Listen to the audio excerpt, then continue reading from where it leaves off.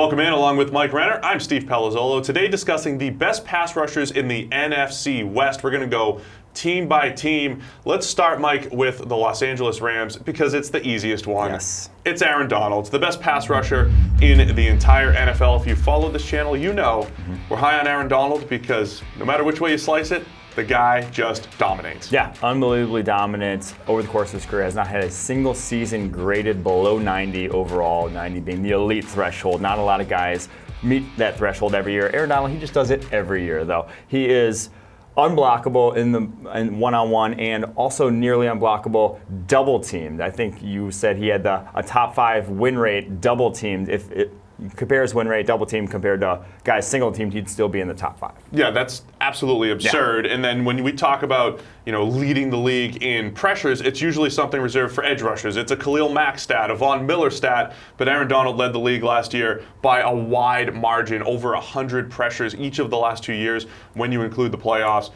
Dominance is the word when it comes to Aaron Donald. Let's move on to the San Francisco 49ers. I think a year ago at this time, if we said, who's the best pass rusher on the 49ers, we'd be trying to figure it out. Who is it? They've added now Nick Bosa in the draft. They've added Dee Ford, but we're going to go DeForest Buckner as the guy that's been proven to be their best guy. Yeah, I think it's the consistency aspect. We just don't know what Nick Bosa is at this point. Dee Ford, you kind of also don't know what he is at this point with one real year of strong production, that 90-plus pass rushing grade in 2018, but the rest of his career did not suggest an elite sort of pass rusher, while DeForest Buckner over 50 pressures from the interior each of the last 2 seasons. You see him playing a ton of snaps as well, almost 3,000 snaps over his 3 years in the NFL, just doesn't come off the field. So that consistency, we're going to lean to DeForest Buckner, whereas the high end of Bosa and Ford, probably a little higher than what Buckner's is at this point, but the consistency gets the nod for us. Yeah, I love that he's been on the field so much because that's what he did at Oregon, too. The guy is just so durable,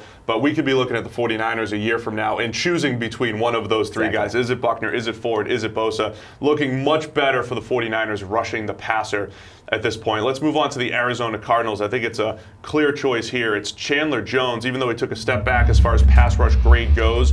Last season down to 68.2, back-to-back years 84, 85 in 2016 and 17. He's a guy who's gotten after the quarterback at a high rate over the last few years. And he's also a guy who converts pressures to sacks at a high rate because of how well he keeps his body clean as a pass rusher, uses that length really well, sets a hard edge, will consistently bit the pocket and get the pocket tighter so that quarterbacks can't escape out to his side. I think that has value as well.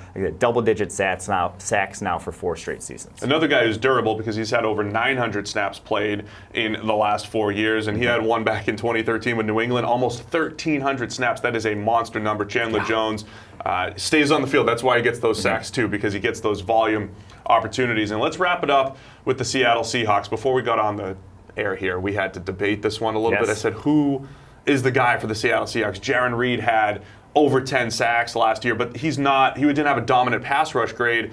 So you put out Bobby Wagner, who's a linebacker, not a pass rusher, but might actually be the answer when it comes to best pass rusher on the team. He's one of, if not the best off-ball blitzing linebackers in the NFL. I think that has a ton of value when you can consistently rely on a guy like him to get home when he's going to blitz. Doesn't blitz a ton, only 48 times this past year, but those converted to 12 pressures on those 48 blitz opportunities. Pass rushing grades over the last 3 seasons of 86.7, 91.0, 86.9. Consistently gets after the quarterback.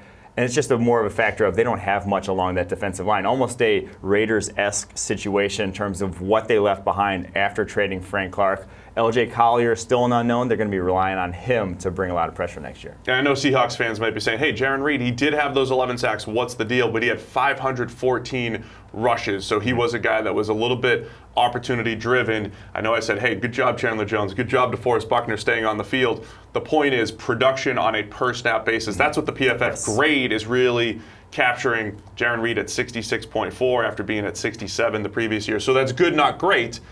They could still see him take a step forward, see LJ Collier step in, and we're talking about the Seahawks improving that pass rush. But there's some projection there. So there you have it. It's the NFC West best pass rushers. Let us know in the comments who you think are the best pass rushers in the division.